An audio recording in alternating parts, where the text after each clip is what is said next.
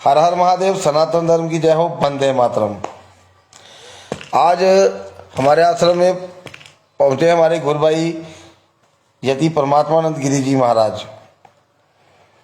ये हमारे गुरु जी के आदेश पर एक यात्रा निकाल रहे हैं, तो थोड़ा यात्रा का विवरण इनसे ले लेते हैं।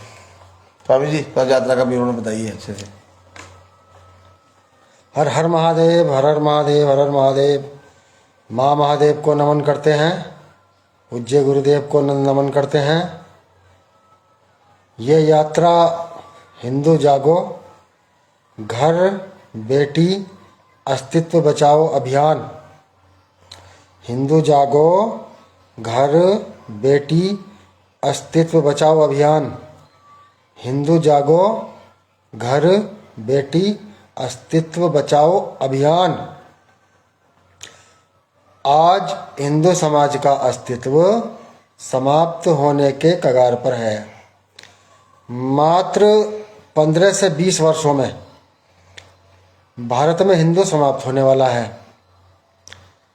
अगर आप चाहते हैं कि यह परिस्थिति ना आए, तो आपके करने के लिए इस समय मात्र 2 काम बचे हैं। बाकी सभी काम अगर आप कर रहे हैं तो वो सिर्फ एक दिखावा, एक बकवास और एक टाइम पास है। पहला कार्य है कि प्रत्येक हिंदू कम से कम 5 या 5 से अधिक बच्चे पैदा करें। और दूसरा कार्य है उन बच्चों की सुरक्षा के लिए आधुनिक अस्त्र शस्त्रों का संग्रह करें। इन 2 कार्यों के अलावा तीसरा कोई भी ऐसा कार्य नहीं है जो हिंदू समाज को आज प्राथमिकता में करना चाहिए। और किसी भी कार्य से हिंदू समाज नहीं बच सकता। बाकी सभी कार्य टाइम पास करने के लिए हिंदू कर रहा है, एक बीच का रास्ता निकालने की कोशिश कर रहा है। किसी कार्य से, किसी धरने से, किसी प्रदर्शन से, किसी जागरण से, किसी भंडारे से, किसी तीर्थ यात्रा से, किसी किसी कथावाचक की यात्रा से कोई हिंदू राष्ट्र नहीं बनने वाला। ये सब तुम्हें पागल बनाने की कोशिश है। ये देश 10 से 15 वर्षों में इस्लामिक होने जा रहा है, यही सत्य है। इसके अलावा जो भी बोल रहे हैं वो सब बकवास है। और अगर आप भी दिमाग लगाएंगे तो आपको भी समझ में आ जाएगा कि क्या सच है और क्या झूठ है।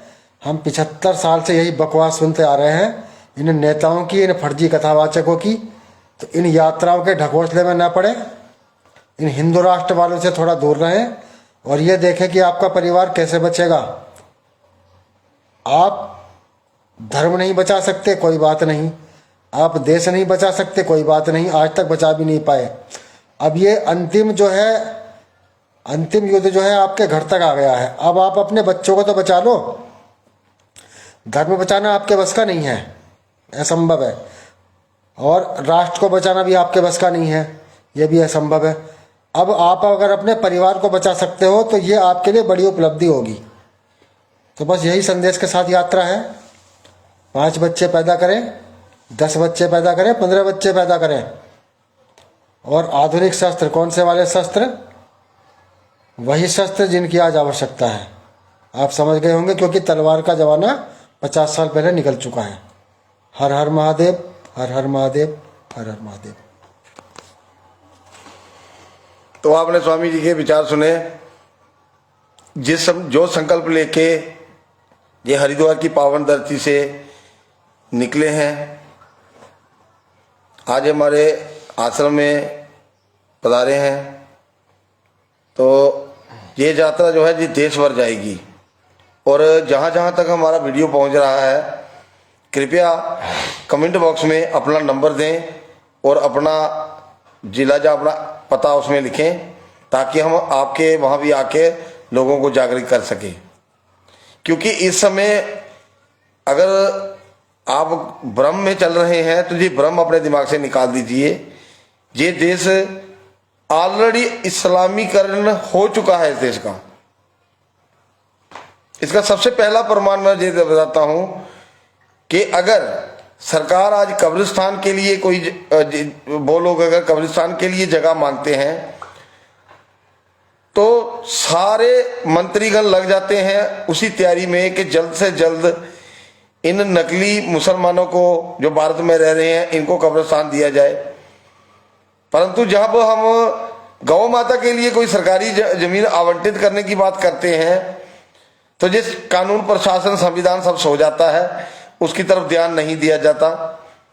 तो इसका क्या मतलब समझे, एक हिंदूवादी, सो कॉल्ड हिंदूवादी, जो अपने आप को हिंदूवादी कहती है सरकार, जो हिंदूवादी होने का ढोंग कर रही है सरकार, वो सरकार आज सत्ता में है। सोचने वाली बात यह है कि वो सत्ता में रहने के बावजूद भी गौ माता को राष्ट्रीय भाषा घोषित नहीं कर पाए। जो इनका सबसे पहला मैनिफेस्टो में सबसे पहले ही लाइन जो थी वो यही थी कि गौ माता को राष्ट्रीय माता बना घोषित करेंगे। दूसरा आ गया 370 को खत्म करेंगे। तीसरा इन्होंने बोला था कि कश्मीरी पंडितों की या कश्मीर के हिंदुओं की घर वापसी। तो ये बात मैं आप सबको भारतीयों को बता दूं कि भ्रम में मत रहिए। जहां से हिंदू एक बार उखड़ जाता है ना, वहां दोबारा नहीं जम सकता। वो कश्मीर में हिंदू कभी नहीं बच सकता और ना ही कोई बचने देगा। अरे कौन देगा सुरक्षा उनको? सरकार सुरक्षा देने में असमर्थ है।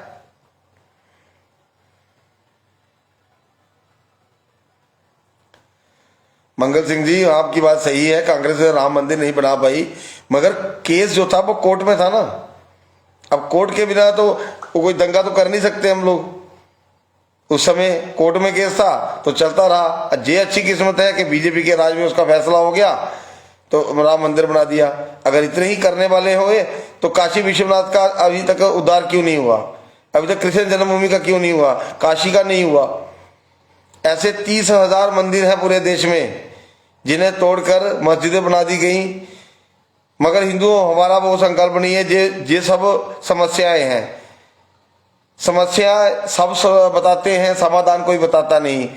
अब थोड़े दिन पहले वृंदावन में बहुत बड़ा कार्यक्रम हुआ था। वहां के जाने माने, हमसे ज्यादा जानकार, धर्म की जानकारी रखने वाले बहुत सारे साधु संतों का दर्शन करने का मौका मिला।